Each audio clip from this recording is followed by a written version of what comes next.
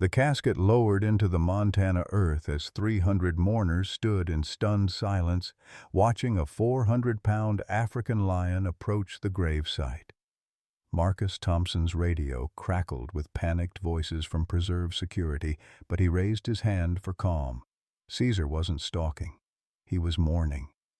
The massive lion's amber eyes were wet with tears. Actual tears streaming down his scarred muzzle as he gently placed his enormous head against Dr. Eleanor Mackenzie's mahogany casket.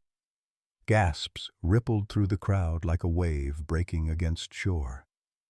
"Sweet Jesus," whispered Harold Brennan, Eleanor's 70-year-old neighbor, clutching his wife's trembling hand.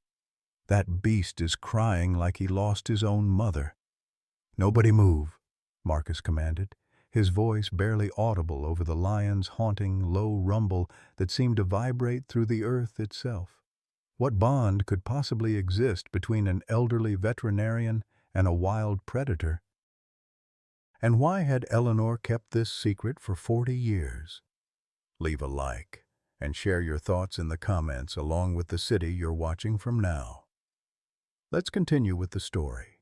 6 months earlier, Dr. Eleanor Mackenzie had driven her weathered Ford pickup down the dusty road to Montana Wildlife Preserve for what she thought would be her final visit. At 68, with silver hair pulled back in a practical bun and her late husband Harold's wedding ring hanging from a chain around her neck, she carried herself with the quiet dignity of someone who had spent 4 decades healing animals and watching too many of them die. "Well, I'll be hornswoggled," she muttered, using one of her favorite expressions as she spotted the massive lion pacing behind the chain-link fence. Caesar stood nearly 4 feet at the shoulder, his golden mane streaked with darker brown, a jagged scar running from his left eye to his jaw, a souvenir from his circus days before the preserve rescued him 8 years ago. Eleanor had been volunteering at the preserve every morning since her retirement, finding solace in the routine after losing Harold to a heart attack and their son Tommy in a car accident 10 years prior. The modest ranch house outside Billings felt too quiet, too full of memories that echoed in empty rooms where laughter once lived. Marcus Thompson, the preserve's 45-year-old manager, emerged from the administrative building with his usual morning coffee. A former Army medic who'd served in Afghanistan, Marcus had found his own peace working with wounded animals after returning home with invisible scars. His dark skin glistened with perspiration from the early morning Montana sun as he approached Eleanor's truck. "Morning, Mrs. Mackenzie," he called out, noting how Caesar immediately moved to the corner of his enclosure closest to Eleanor's parking spot. "He's been waiting for you since dawn again." Eleanor climbed out of her truck, her arthritic hands gripping the door handle a moment longer than necessary. She'd been experiencing moments of confusion lately, forgetting where she'd placed her keys, losing track of conversations mid-sentence, but she kept these episodes to herself. The early signs of Alzheimer's were her burden to bear alone. "That boy's got more sense than most people I know," Eleanor replied, walking toward Caesar's enclosure with the slow, measured steps of someone whose body had served faithfully for nearly 7 decades. Animals understand heartbreak better than humans ever could. Caesar's behavior around Eleanor had puzzled the staff for years. The 11-year-old lion, weighing over 400 pounds, would become agitated whenever Eleanor was late or absent. During her brief hospitalization for pneumonia last winter, Caesar had refused to eat for 3 days straight. Dr. Sarah Chen, the preserve's veterinarian, had never witnessed such attachment between a wild animal and a human caregiver. What the staff didn't know was that Eleanor had been secretly funding the preserve's operations for the past 8 years, using the $2 million in life insurance money from Harold and Tommy's deaths. Every anonymous donation, every mysterious check that appeared when bills were due, it all came from Eleanor's quiet determination to ensure Caesar and the other rescued animals had a permanent home. As she approached the fence that morning, Eleanor whispered words that would haunt Marcus for months to come. "Don't you worry, Caesar. I'll never abandon you. The morning that changed everything began like any other, with Eleanor arriving at the preserve at exactly 6 o'clock as she had for the past 3 years. Caesar waited in his usual spot, amber eyes tracking her every movement as she parked her truck and gathered the special treats she always brought. Apples cut into precise quarters, the way she'd prepared them for Harold and Tommy during countless family picnics. But this morning, something felt different. Eleanor paused at her truck door, momentarily disoriented, unable to remember why she'd come or where she'd put her keys. The familiar landscape of Montana Wildlife Preserve seemed foreign, like a photograph she'd seen but never visited.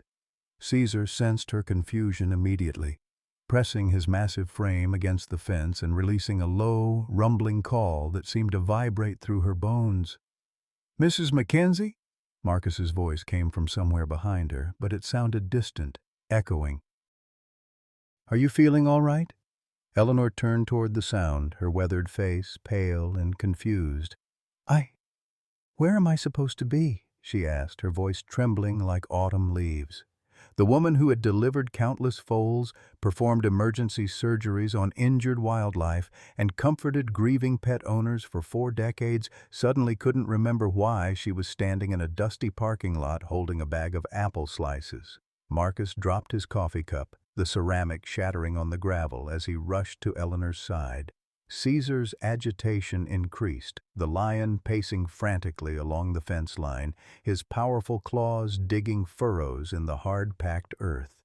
The other animals in the preserve seemed to sense the distress, wolves howling in the distance, bears grunting uneasily in their enclosures. "It's okay, Mrs. Mackenzie," Marcus said gently, placing a steady hand on her elbow. "You're at the Wildlife Preserve. You come here every morning to visit Caesar." At the mention of the lion's name, Eleanor's eyes cleared momentarily. She looked toward the enclosure where Caesar stood motionless, his golden gaze fixed on her with an intensity that made Marcus's skin prickle. "Caesar?" she whispered, and the lion responded with a soft chuff that sounded almost like relief. But then Eleanor's knees buckled. Marcus caught her as she collapsed, her slight frame feeling fragile as dried bird bones in his arms. "Call Dr. Chen," he shouted to a nearby volunteer, "and get an ambulance here now." As the paramedics loaded Eleanor into the ambulance 20 minutes later, Caesar began exhibiting behavior that Dr. Sarah Chen had never witnessed in her 15 years of veterinary practice. The lion refused to move from the fence, his massive head pressed against the chain link, and he began to vocalize. Not the territorial roars that echoed across the preserve during feeding time, but a haunting, almost human-like keening that made hardened animal handlers stop and stare. "I've never heard anything like that," Dr. Chen murmured, watching Caesar's obvious distress. "It's like he's mourning." At Billings General Hospital, Eleanor lay in the emergency room bed, her silver hair spread across the white pillow like spilled moonlight. The CT scan showed no stroke, no obvious medical crisis, just the creeping shadow of Alzheimer's disease beginning its relentless advance through her mind. When she finally opened her eyes, the first word she spoke was "Caesar." Marcus had followed the ambulance to the hospital, leaving his assistant manager in charge of the preserve. As he sat beside Eleanor's bed, she gripped his hand with surprising strength and pulled him close. "Marcus," she whispered, her voice urgent and clear, "I need to tell you something about the preserve, about the money. Mrs. Mackenzie, you should rest." "Listen to me," she interrupted, her faded blue eyes burning with sudden intensity. "The anonymous donations, the ones that kept this place running when we couldn't make payroll, that was me. All of it." Marcus stared at her, processing this revelation. For 8 years, mysterious checks had appeared whenever the preserve faced financial crisis. The board had speculated about wealthy benefactors, government grants, even anonymous lottery winners, but they'd never suspected the quiet volunteer who spent her mornings talking to a scarred lion. "I used Harold and Tommy's life insurance money," Eleanor continued, tears streaming down her weathered cheeks. $2 million. It's almost gone now, and when I'm gone—" She trailed off, the confusion returning to cloud her eyes. "When you're what?" Marcus pressed gently. "Dead," Eleanor said simply. "The Alzheimer's, Marcus. I've known for months. I don't have much time left, and when I'm gone, Caesar will have no one. The preserve will have no funding. Promise me you'll take care of him. Promise me you won't let them put him down when the money runs out." Marcus felt the weight of her words settle on his shoulders like a lead blanket.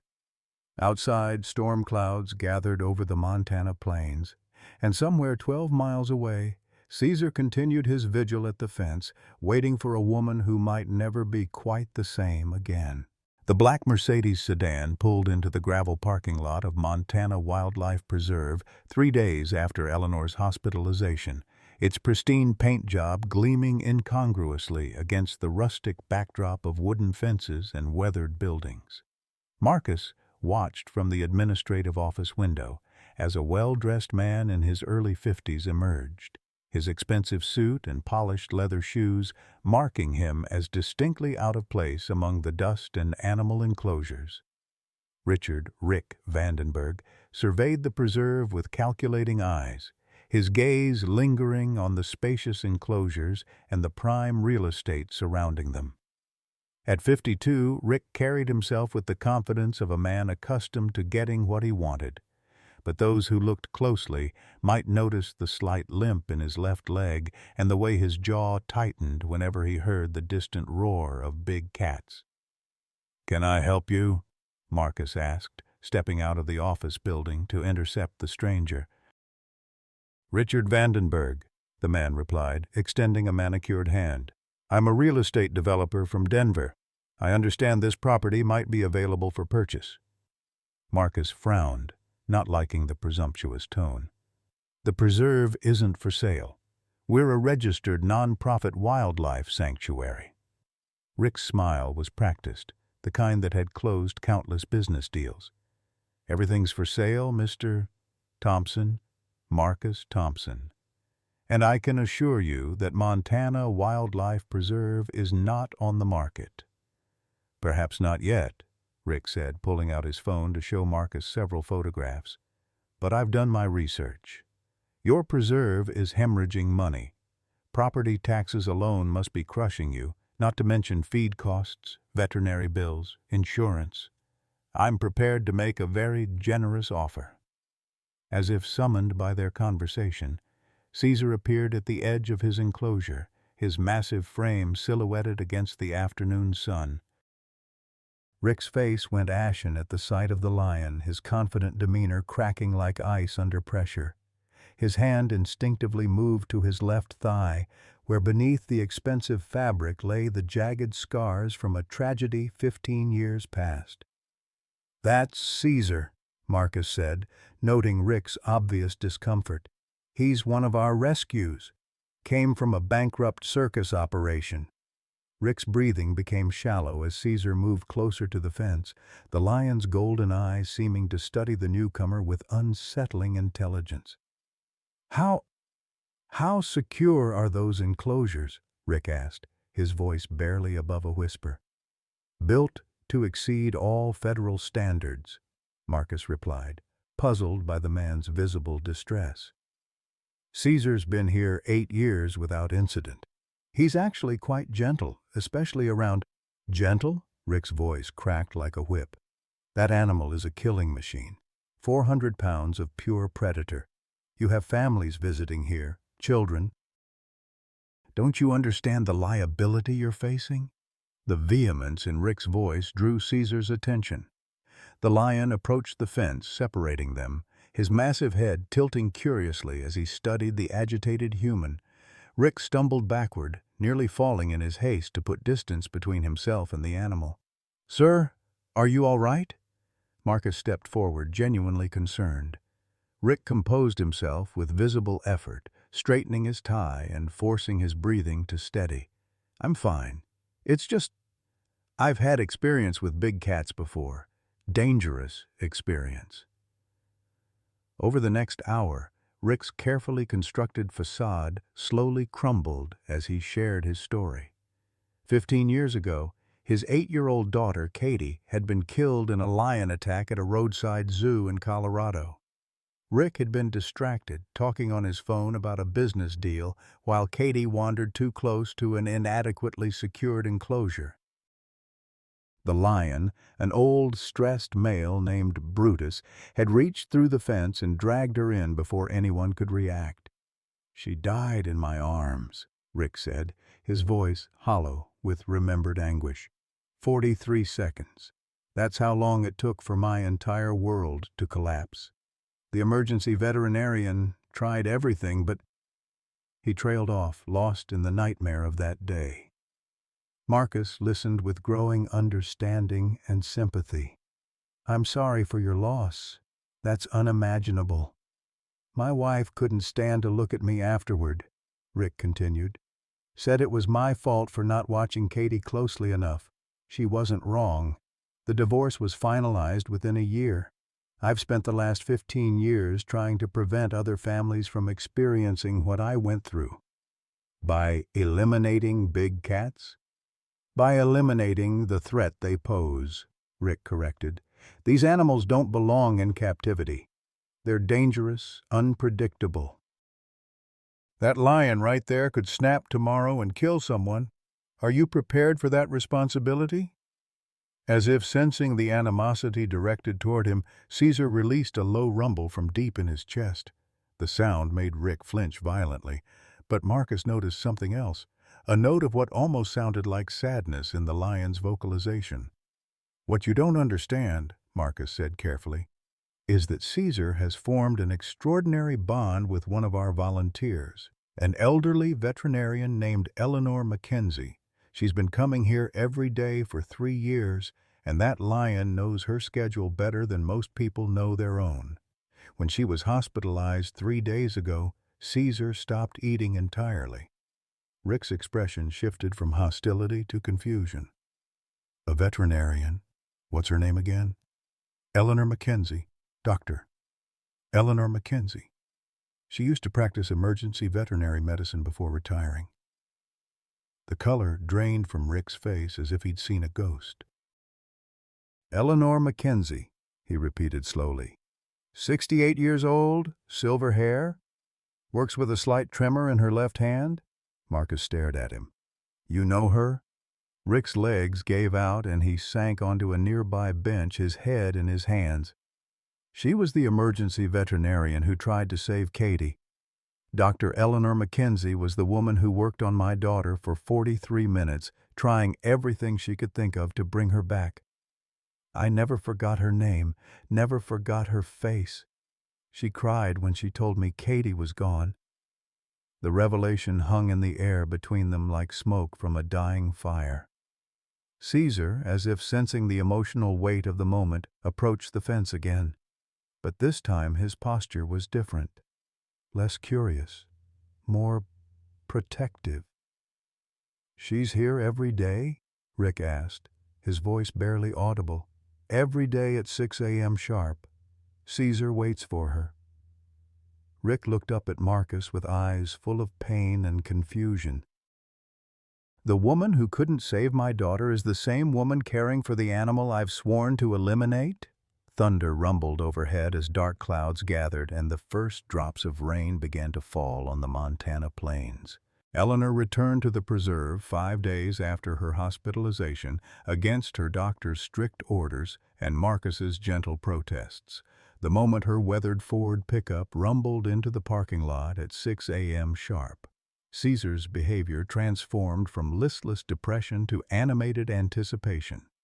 The massive lion, who had refused all food during her absence, immediately moved to his usual spot at the fence corner, his amber eyes bright with what could only be described as joy. "That stubborn woman," Marcus muttered, watching from the office window as Eleanor slowly climbed out of her truck. She moved more carefully now, her steps deliberate and measured, one hand gripping the door handle for support. The brief hospitalization had aged her, adding new lines to her weathered face and a fragility to her movements that hadn't been there before. Caesar pressed his enormous frame against the chain-link fence, releasing a series of soft chuffs that sounded almost like purring. Eleanor approached with her usual bag of apple quarters, but her hands trembled as she reached into the sack. "Hello, my beautiful boy," she whispered, her voice carrying the slight slur that had become more pronounced since her episode. "Did you miss me?" The lion's response was immediate and startling. Caesar gently pressed his massive head against the fence where Eleanor's hand rested, and for a moment the barriers between human and beast seemed to dissolve entirely. Dr. Sarah Chen, observing from nearby, had never witnessed such obvious emotional communication between a wild animal and a human caregiver. "Mrs. Mackenzie," Marcus called softly, approaching with careful steps. "How are you feeling?" Eleanor turned toward him, her blue eyes momentarily confused before recognition flickered across her features. "Marcus, dear, I'm fine, just fine. Though I can't seem to remember where I put my reading glasses this morning." She touched her face absently, unaware that her glasses were perched atop her silver hair. Over the following weeks, Eleanor's condition became increasingly apparent to the preserve staff. She would sometimes forget why she'd come, standing by her truck with a bewildered expression until Caesar's vocalization seemed to remind her of her purpose. Other days, she would tell the same story 3 times in a single visit, each telling slightly different from the last.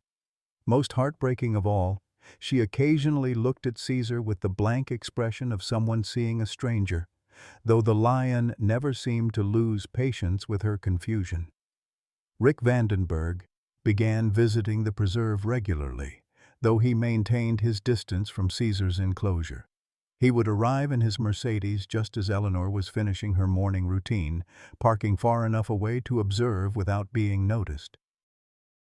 The revelation that Eleanor was the veterinarian who had tried to save his daughter had shattered his carefully constructed narrative of vengeance, leaving him emotionally adrift. "She doesn't remember me," Rick confided to Marcus during one of these visits, watching as Eleanor struggled to recall the names of preserve staff she'd known for years. "I told her who I was, about Katie, and she just stared at me with this lost expression.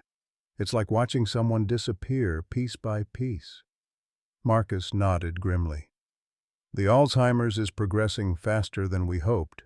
Dr. Chen thinks the stress of her episode accelerated the decline. But watch this." He gestured toward Eleanor and Caesar. Despite her obvious confusion about everything else, Eleanor's interactions with the lion remained crystal clear. She spoke to Caesar with the same gentle authority she'd always possessed, and the massive cat responded to her voice as if it were a lifeline. "It's like he's her anchor," Marcus continued. "When everything else gets fuzzy, Caesar keeps her grounded." The financial crisis that Eleanor had feared was becoming reality. With her anonymous donations depleted and no new funding sources, the preserve faced closure within 60 days. Marcus had begun the heartbreaking process of contacting other sanctuaries, hoping to relocate the animals before the inevitable shutdown. Caesar, however, presented a unique problem. At 11 years old, with his history of circus abuse, few facilities would accept him, and his obvious attachment to Eleanor made the prospect of relocation even more complicated. Janet Mills, Rick's private investigator, had been methodically documenting the preserve's financial struggles and Eleanor's daily visits. Her photographs showed a clear pattern. Eleanor arrived precisely at 6 a.m., spent exactly 1 hour with Caesar, and left by 7:15. What the photos couldn't capture was the profound emotional connection between the elderly woman and the scarred lion. "The old lady's loaded," Janet reported to Rick during one of their weekly phone calls. "Property records show she owns that ranch house outright, no mortgage. Plus, she's got to have substantial retirement savings from 40 years of veterinary practice. If she's been funding this place anonymously, she's the key to everything. But Rick found himself increasingly conflicted about his original plan. Watching Eleanor struggle with her deteriorating memory while maintaining her devotion to Caesar had awakened something in him that had been dormant since Katie's death. Compassion. The bitter anger that had sustained him for 15 years was giving way to a more complex understanding of grief and healing. One particularly difficult morning, Eleanor became completely disoriented in the preserve parking lot. She stood beside her truck for nearly 10 minutes, keys in hand, unable to remember why she'd come or how to get home. Caesar sensed her distress immediately, pacing frantically along the fence line and vocalizing with increasing urgency. Marcus approached slowly, speaking in the calm tone he'd learned to use during her episodes. "Mrs. Mackenzie, you're at the Wildlife Preserve. Caesar is waiting for you." "Caesar?" Eleanor looked around wildly, her eyes unfocused. "Who's Caesar? I need to find Harold. He'll be worried if I'm late for dinner." Harold had been dead for 10 years, but Marcus had learned not to correct these temporal confusions. Instead, he gently guided Eleanor toward Caesar's enclosure. The moment she saw the lion, her face cleared like clouds parting after a storm. "Oh, my beautiful boy," she whispered, all confusion vanishing. "I'm so sorry I'm late. Did you think I'd forgotten you?" Caesar's relief was palpable. He pressed against the fence with such force that the chain link bowed slightly, and his soft chuffs sounded almost like words of comfort. Eleanor reached through the fence to touch his massive head, and for several minutes they remained connected in their mysterious communion. Rick witnessed this scene from his usual distant vantage point, and something inside him cracked open. The woman who had tried desperately to save his daughter was now disappearing into the fog of dementia, sustained only by her connection to an animal he had sworn to eliminate. The irony was so profound it took his breath away. That evening, Rick called his ex-wife Jennifer for the first time in 3 years. The conversation was stilted at first, both of them navigating the minefield of shared grief and mutual recrimination. But when Rick told her about Eleanor and Caesar, Jennifer's voice softened with understanding. "Maybe," she said quietly, "you've been carrying this burden long enough. Maybe it's time to let Katie rest and find a way to honor her memory through healing instead of revenge." "I don't know how," Rick admitted, his voice breaking. "I've been angry for so long, I don't remember how to be anything else." "Start by helping that old woman," Jennifer suggested. "Help her and her lion. Katie would have wanted that. She always loved animals more than people anyway." Meanwhile, Eleanor's condition continued to deteriorate. She began having sundown syndrome, becoming increasingly agitated and confused as evening approached. Dr. Chen noticed that these episodes were particularly severe on days when Eleanor missed her morning visit to Caesar, as if the lion's presence had a stabilizing effect on her neurological function. Marcus made the difficult decision to allow Eleanor extended access to Caesar's enclosure during her worst episodes. Under careful supervision, she would sit on a bench just inside the fence while Caesar lay nearby, his massive presence seeming to calm her agitation. These sessions became sacred time for both of them, observed in respectful silence by the preserve staff. One afternoon, as storm clouds gathered over the Montana plains, Eleanor sat beside Caesar's resting form and began to speak in a voice filled with lucid sorrow. "I know I'm forgetting things, beautiful boy, important things, but I need you to remember for both of us. Remember that someone loved you enough to give everything to keep you safe." Caesar lifted his massive head and looked directly into her eyes. And in that moment, everyone present felt they were witnessing something profound and eternal. a promise between souls that transcended the boundaries of species and the cruel limitations of human frailty. The climax arrived on a sweltering August morning when the Montana sun blazed mercilessly across the preserve, pushing temperatures toward 95 degrees. Eleanor had arrived for her daily visit, but something was different. She carried a manila envelope clutched against her chest like armor, and her usual confusion seemed replaced by a crystalline determination that reminded Marcus of the formidable veterinarian she had once been. "I need to show you something," Eleanor announced, her voice carrying an urgency that made Marcus set down his morning coffee and give her his full attention. Caesar, sensing the gravity in her tone, approached the fence with unusual alertness, his amber eyes fixed on the envelope she carried. Eleanor's hands trembled as she opened the manila folder, revealing legal documents that Marcus recognized as property deeds and financial statements. "This is my house," she said, pointing to the first document with a shaking finger. "Paid off. Worth $400,000 according to the county assessor. I want to sign it over to the preserve." "Mrs. Mackenzie, you can't."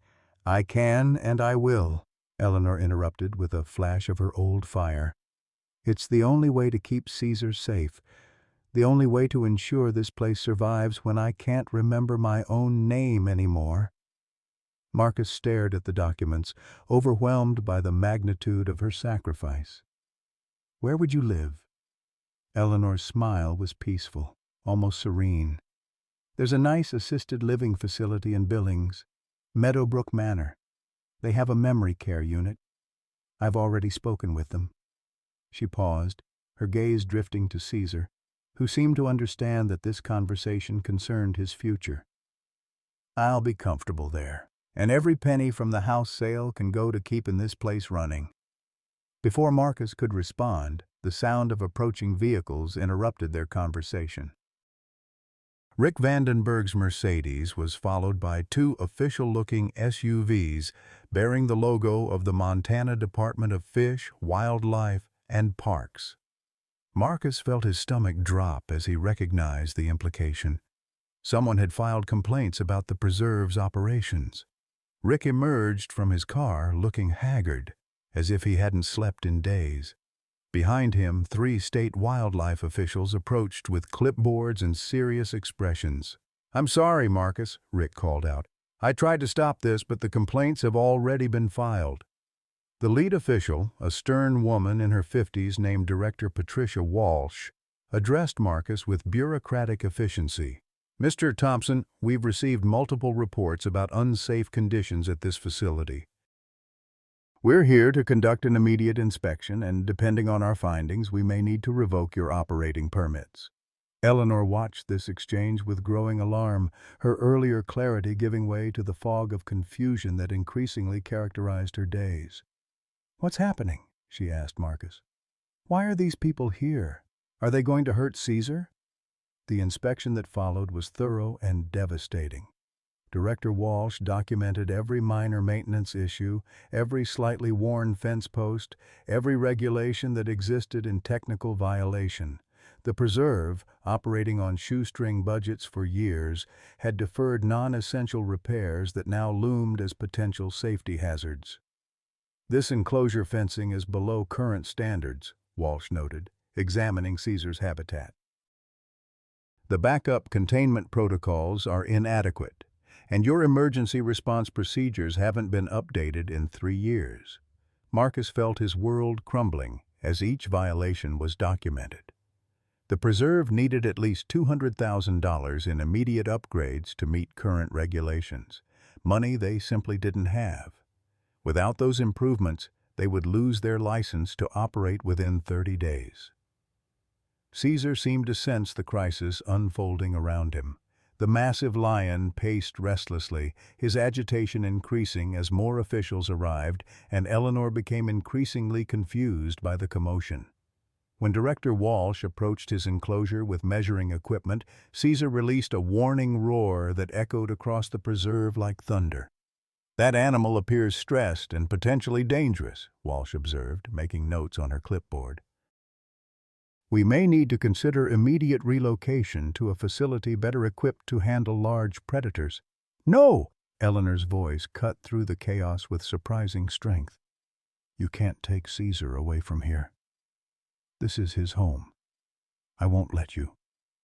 Rick stepped forward, his face pale but resolute. Director Walsh, I'd like to speak with you privately. The conversation that followed took place out of earshot, but Marcus could see Rick gesturing emphatically while Walsh listened with growing surprise. After several minutes, Rick returned to where Eleanor and Marcus waited beside Caesar's enclosure. I've made Director Walsh an offer she couldn't refuse, Rick announced, his voice steady despite the emotional weight of his decision. I'm prepared to fund all necessary improvements to bring this facility into full compliance with state regulations. $250,000 available immediately. Marcus stared at him in shock. Why would you do that? Rick's gaze moved to Eleanor, who was now sitting on the ground beside Caesar's fence, her hand reaching through the chain link to touch the lion's massive paw. Because 15 years ago, Dr. Eleanor Mackenzie tried to save my daughter's life. She failed, but not for lack of trying, not for lack of caring. And now she's trying to save something else that matters to her. He paused, his voice breaking slightly. Maybe it's time I helped instead of hindered. Eleanor looked up at Rick with sudden recognition. You're Katie's father, she said softly. The little girl with the ponytails and the light-up sneakers. I remember now. I remember her laugh. Rick knelt beside Eleanor, tears streaming down his face. Yes, I'm Katie's father, and you tried to save her. You did everything you could. I failed, Eleanor whispered. I couldn't bring her back. No, Rick said gently, taking her weathered hand in his. You gave her dignity in her final moments. Yeah, you gave her comfort, and you carried that burden for 15 years just like I did.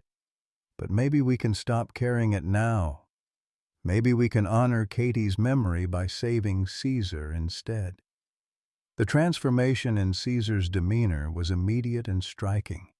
As if he understood the emotional reconciliation taking place before him, the massive lion settled down beside the fence, his breathing calm and steady.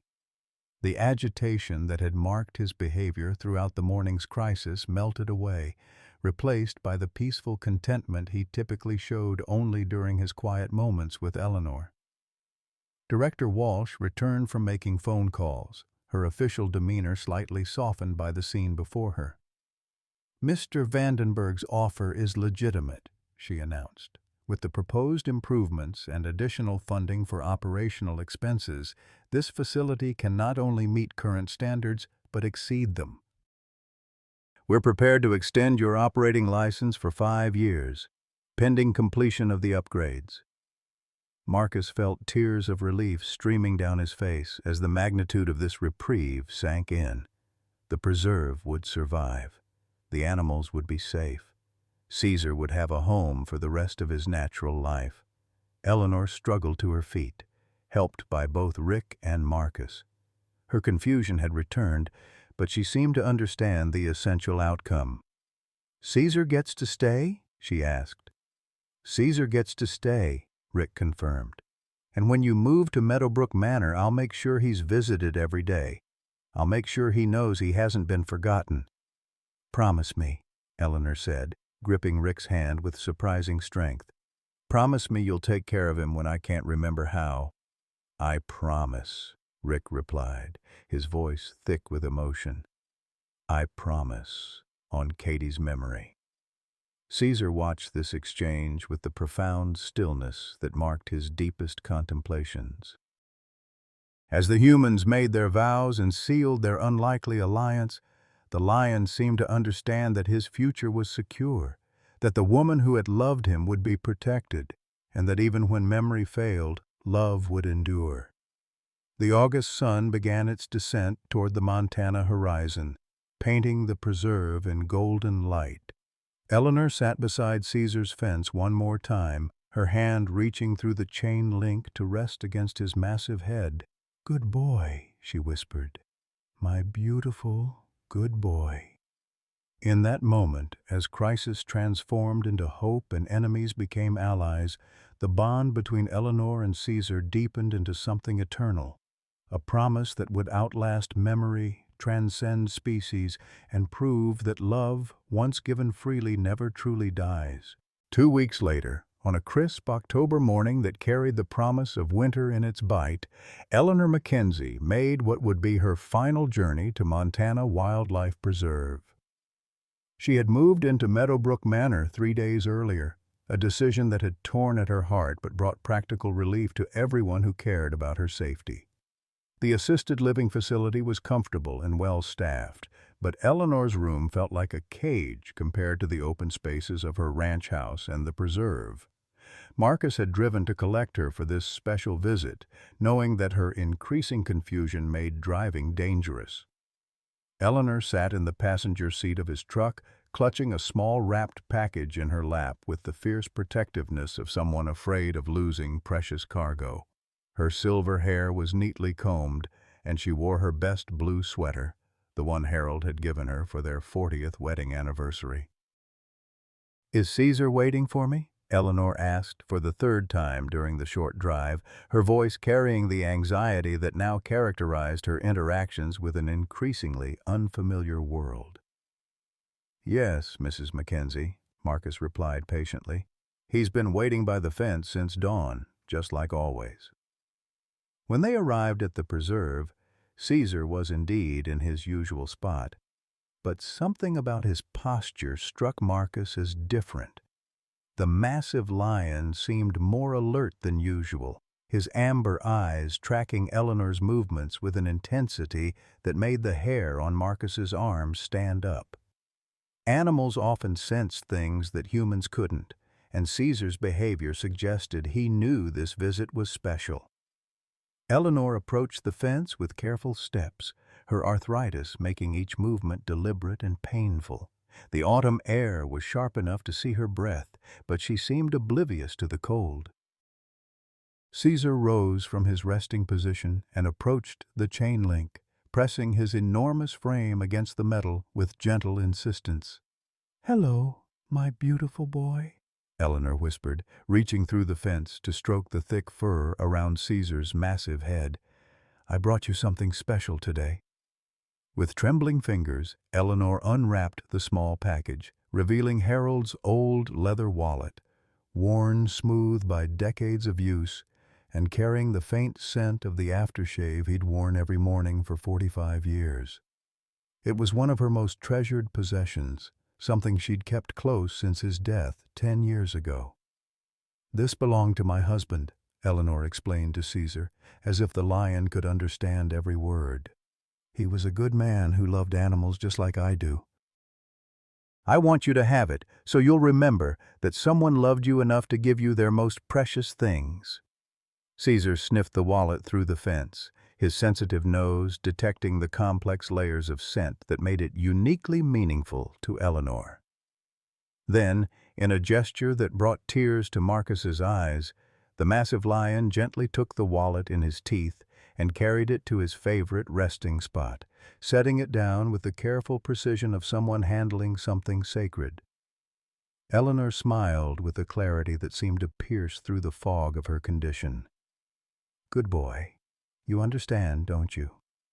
You understand that love doesn't end when we can't remember how to show it anymore."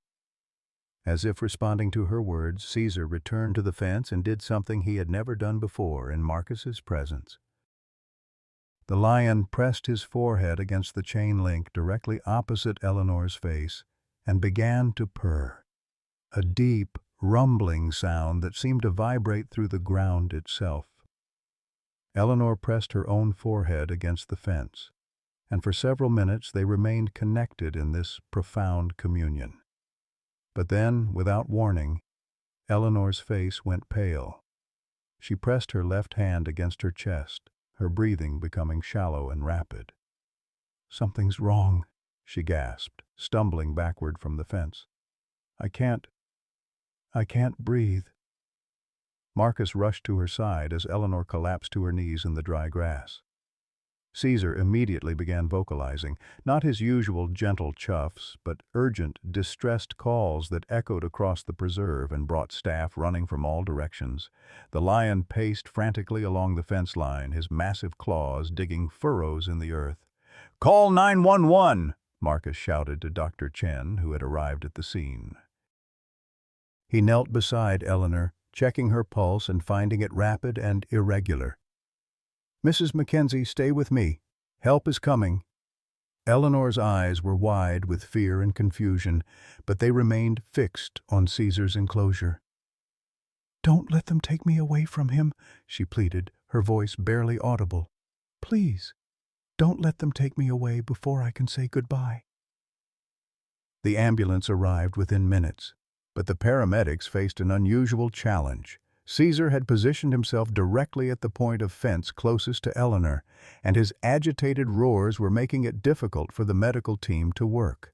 Every time they tried to move Eleanor toward the ambulance, Caesar's distress increased exponentially. "We need to sedate that animal," one paramedic suggested, but Marcus shook his head firmly. "Give me a minute," he said, approaching Caesar's enclosure. "Caesar boy, I know you're scared, but Eleanor needs help, and we have to move her." "She'll be okay, but you have to let us help her." Whether it was Marcus's calm tone or some deeper understanding, Caesar's vocalizations gradually decreased. The lion continued to pace, but he allowed the paramedics to load Eleanor onto a stretcher without the deafening roars that had initially accompanied their arrival. As they wheeled Eleanor toward the ambulance, she managed to lift her head and look back at Caesar one final time. "I love you, beautiful boy," she called out, her voice breaking with emotion. "I'll always love you, even when I can't remember your name." Caesar's response was heartbreaking. The massive lion released a single, mournful roar that seemed to contain all the sorrow in the world, a sound of loss and longing that every person present would remember for the rest of their lives. At Billings General Hospital, doctors confirmed what everyone feared. Eleanor had suffered a massive stroke. The damage was extensive, affecting her speech, mobility, and cognitive function. She remained conscious but couldn't speak coherently, and her left side was completely paralyzed. Rick Vandenberg arrived at the hospital within hours, having driven straight from Denver when Marcus called. He found Eleanor lying in the ICU, surrounded by machines that beeped and hummed with electronic vigilance. Her silver hair was spread across the white pillow, and her face bore the slack expression of someone whose connection to the world had been fundamentally severed. "The doctors say there's minimal brain activity," Marcus explained quietly. "She's breathing on her own, but they don't expect her to recover consciousness." Rick sat beside Eleanor's bed, taking her unresponsive hand in his. "She saved my daughter's dignity in death," he said softly. "Now I have to save hers." Meanwhile, 12 miles away at the preserve, Caesar had stopped eating entirely. The massive lion lay motionless beside the fence where he had last seen Eleanor, Harold's wallet clutched between his massive paws like a talisman of remembrance. Eleanor lingered in the hospital for 5 agonizing days, suspended between life and death while machines monitored her failing body. During those endless hours, Rick maintained a constant vigil beside her bed, speaking softly about Katie, about Caesar, about forgiveness and redemption. The irony wasn't lost on him. He was keeping watch over the woman who had tried to save his daughter, while 12 miles away, a lion mourned the woman who had become his entire world.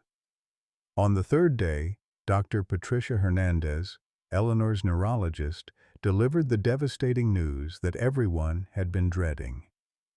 "I'm afraid there's been no improvement in her brain function," she told Rick and Marcus in the sterile hospital corridor. "The stroke damage is too extensive. She's not going to wake up." Rick's hands trembled as he signed the papers authorizing the removal of life support, honoring Eleanor's living will that explicitly requested no extraordinary measures. "She wouldn't want to exist like this," he said, his voice barely audible. "Not Eleanor. She was too proud, too independent." At the preserve, Caesar's condition had become critical. The massive lion hadn't eaten in 4 days, and Dr. Chen warned that without intervention, he could die within 48 hours. Every attempt to coax him to feed had failed. Caesar lay motionless beside the fence, Harold's wallet still clutched between his paws, his breathing shallow and labored. "It's like he knows," Marcus told Rick during one of their phone conversations. "It's like he can sense that she's dying, even from 12 miles away." The decision to bring Caesar to the hospital was unprecedented and logistically nightmarish, but Rick's determination and financial resources made it possible. Using a specialized animal transport trailer typically reserved for moving large zoo animals, and with the cooperation of hospital administrators who had been moved by Eleanor and Caesar's story, they created a plan for one final goodbye. On Eleanor's last evening, as the Montana sun painted the sky in shades of orange and gold, a convoy of vehicles arrived at Billings General Hospital. The sight of the massive trailer in the hospital parking lot drew curious onlookers and media attention, but Rick had prepared for this, using private security to maintain a respectful perimeter around the extraordinary reunion taking place. Caesar emerged from the trailer with obvious distress, his powerful frame trembling as unfamiliar sounds and smells assaulted his senses. But when Marcus guided him to a position where he could see Eleanor through her room's large window, the lion's behavior transformed completely. Caesar pressed his massive body against the building's exterior wall, his amber eyes fixed on the still form of the woman who had been his anchor in a confusing world. Inside the room, Eleanor lay connected to machines that would be turned off at midnight, per her wishes and Rick's agonizing decision. Her breathing was labored but steady, and her face bore the peaceful expression of someone beyond pain. Rick sat beside her bed, holding her hand and speaking in quiet tones about the lion who waited for her just beyond the glass. "Caesar's here, Eleanor," Rick whispered. "He came to say goodbye. He brought Harold's wallet with him. He's been carrying it everywhere since you gave it to him." Outside, Caesar seemed to understand the gravity of the moment. The massive lion settled into a lying position facing Eleanor's window, and then he did something that stunned everyone present. He began to vocalize, not with his usual roars or chuffs, but with a sound that could only be described as keening. It was a haunting, almost human cry of grief that carried across the hospital parking lot and brought tears to the eyes of hardened medical professionals. At exactly 11:47 p.m., something extraordinary happened.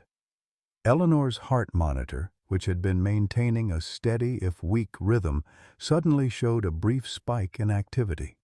Her eyelids fluttered, and for just a moment, her gaze seemed to focus on the window where Caesar waited. Her lips moved almost imperceptibly, and Rick leaned close to hear her final words. "Good boy," she whispered, the sound barely audible but unmistakably clear. "My beautiful, good boy." At that precise moment, Caesar's keening stopped. The lion lifted his massive head, looking directly at Eleanor's window, and released a single soft chuff, the same sound of contentment he had made during their countless mornings together at the preserve.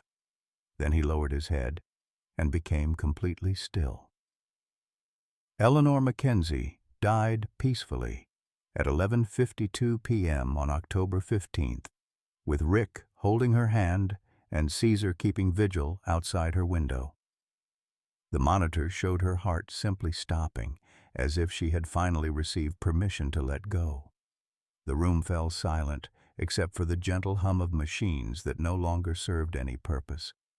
In the parking lot, Caesar remained motionless for several minutes after Eleanor's passing. Then, with deliberate ceremony, he rose and walked to the trailer, Harold's wallet still in his mouth. He entered the transport voluntarily, as if understanding that his vigil was complete and it was time to return home. The news of Eleanor's death and Caesar's hospital vigil spread rapidly through social media and local news outlets. Video footage of the massive lion's mournful keening outside the hospital window went viral, sparking international discussions about animal intelligence, emotional capacity, and the bonds that transcend species boundaries. Animal behaviorists from universities across the country requested access to study Caesar, fascinated by his obvious displays of grief and attachment. But the most stunning revelation came 3 days after Eleanor's death, when Rick's legal team finished reviewing her complete estate documents. Hidden in a safety deposit box that had been overlooked during the initial inventory was a sealed envelope marked, "For Caesar's guardian, to be opened upon my death." Inside, Rick found a letter written in Eleanor's careful handwriting, dated just 2 weeks before her stroke. The contents would change everything he thought he knew about Eleanor's relationship with Caesar and her decision to dedicate her life to his care. "Dear guardian," the letter began, "if you are reading this, then I am gone and Caesar is alone. What I am about to tell you must never become public knowledge, but you deserve to understand the true depth of our connection. 15 years ago, I was the emergency veterinarian called to a roadside zoo where a little girl named Katie Vandenberg had been killed by a lion named Brutus. What no one knew, what I never told anyone, was that Brutus had a cub with him in that enclosure. A small, terrified cub who witnessed the entire tragic incident." Rick's hands shook as he continued reading Eleanor's careful script. That cub was Caesar. He was removed from the scene before the media arrived and eventually ended up in the circus that later went bankrupt. When Caesar came to our preserve 8 years ago, I recognized him immediately. The scar pattern around his eye was distinctive and his age matched perfectly. I realized that I was being given an opportunity to save the animal whose parent had taken Katie's life, and perhaps to find redemption for my failure to save that precious child. The letter continued with devastating emotional honesty. I have loved Caesar not despite his connection to Katie's death, but because of it. Every day I spent caring for him was a day I could honor Katie's memory by showing compassion instead of seeking revenge. Caesar was an innocent victim of human negligence, just as Katie was. By saving him, I felt I could finally save something from that terrible day. Rick sat in stunned silence, the letter trembling in his hands.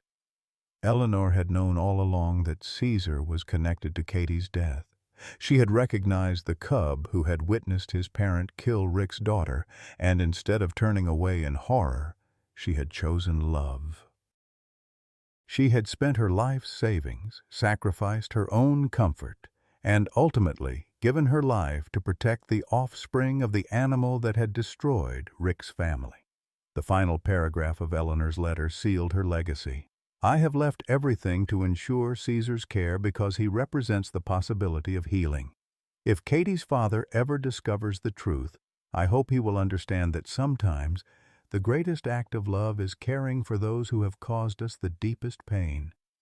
Caesar is not responsible for Katie's death, just as he is not responsible for his own tragic circumstances.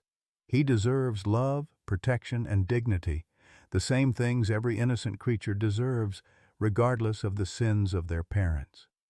Rick finished reading as tears streamed down his face, understanding finally that Eleanor Mackenzie had been a saint walking among mortals, teaching lessons about forgiveness that humanity desperately needed to learn.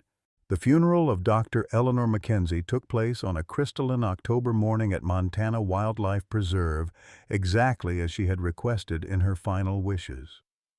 over 300 people gathered in the meadow beyond Caesar's enclosure, creating an unlikely congregation of veterinarians, preserve volunteers, former patients' families, and complete strangers who had been touched by the story of a woman and her lion. Rick Vandenberg stood at the podium, looking out over the assembled crowd with Eleanor's letter folded carefully in his breast pocket. The irony of Katie's father eulogizing the woman who had protected Caesar was not lost on anyone present, but Rick's transformation from enemy to guardian had become part of Eleanor's extraordinary legacy. "Eleanor Mackenzie taught me that love isn't about avoiding pain," Rick began, his voice steady despite the emotion threatening to overwhelm him. "It's about choosing compassion especially when that choice costs us everything. And she showed me that healing doesn't come from revenge, but from the courage to care for those who need us most." As Rick spoke, Caesar lay motionless in his enclosure, Harold's wallet still positioned carefully between his massive paws. The lion had not eaten since Eleanor's death 4 days earlier, and Dr. Chen feared they were witnessing the slow decline of a creature who had simply lost the will to live. Caesar's amber eyes remained fixed on the gathering, as if he understood that this ceremony was connected to Eleanor's permanent absence. Marcus Thompson stepped forward to share memories of Eleanor's daily visits, her quiet generosity, and her unwavering dedication to the animals in their care. "She never sought recognition or praise," Marcus said. "Eleanor just showed up every morning at 6 a.m. sharp, ready to love creatures that the world had forgotten or abandoned." As the ceremony continued, something extraordinary began to happen. Caesar slowly rose from his resting position and approached the section of fence closest to Eleanor's casket. The massive lion pressed his body against the chain link, and then, in full view of 300 mourners, tears began to flow down his scarred muzzle. The sight of a 400-pound predator openly grieving for a human friend silenced the crowd completely. Dr. Jennifer Walsh, an animal behaviorist from Montana State University, who had driven 3 hours to witness this unprecedented display, whispered to her colleague, "I've studied animal behavior for 20 years, and I've never seen anything like this. That lion is genuinely mourning." The tears weren't the end of Caesar's tribute. As Eleanor's casket was lowered into the ground beside a massive oak tree she had loved, Caesar began to vocalize, not with roars or chuffs, but with a haunting melody that seemed almost musical. The sound carried across the meadow like a hymn, and several people in the crowd began to weep openly at the beauty and sadness of it. When the formal ceremony concluded, Rick made an announcement that stunned everyone present. Eleanor's will established a trust fund for Caesar's care, but it wasn't enough to secure his future permanently. "Today, I'm announcing the creation of the Eleanor Mackenzie Memorial Sanctuary, funded by my personal commitment of $10 million. This preserve will become America's premier research facility for understanding the emotional lives of rescued animals." The crowd erupted in applause, but Caesar seemed oblivious to the celebration. The lion had returned to his corner of the enclosure and resumed his vigil, this time facing Eleanor's grave rather than the parking lot where her truck used to appear each morning. Over the following weeks, Caesar's behavior continued to confound animal experts. Despite Rick's best efforts to coax him to eat, bringing in specialists from across the country, offering every possible delicacy, the lion continued his hunger strike. He had lost nearly 60 pounds, and his magnificent mane had begun to dull and thin. "He's dying of a broken heart," Dr. Chen told Rick during one of their increasingly desperate consultations. "I've seen this before in bonded animals, but never to this extent. Caesar's attachment to Eleanor was so profound that her loss has triggered a complete psychological shutdown." Rick spent hours each day sitting beside Caesar's enclosure, reading aloud from veterinary journals, sharing stories about Katie, and desperately trying to find some way to reach the grieving lion. He had even brought recordings of Eleanor's voice captured during her final interview with local news media, hoping that familiar sounds might spark Caesar's interest in life. The breakthrough came from an unexpected source. Sarah Mackenzie, Eleanor's great-niece from Portland, arrived at the preserve carrying a cardboard box filled with Eleanor's personal belongings. Among the items was a faded blue sweater, the one Eleanor had worn during countless visits to Caesar's enclosure. Aunt Eleanor always said this sweater was her lucky charm, Sarah explained to Rick and Marcus. She wore it every time she had a difficult case to handle. Maybe Caesar would recognize the scent. Rick carried the sweater into Caesar's enclosure, approaching slowly with the cautious respect demanded by a wild animal in distress. Caesar lifted his massive head as Rick drew near, his nostrils flaring to catch the familiar fragrance of Eleanor's favorite wool sweater. The lion's reaction was immediate and heart-wrenching. Caesar rose on unsteady legs and approached the sweater with reverent care. He sniffed it thoroughly, then gently took it in his mouth and carried it to his resting spot, arranging it carefully as if preparing a bed. For the first time in 2 weeks, Caesar lay down with something approaching contentment. "That's it," Rick whispered, tears streaming down his face.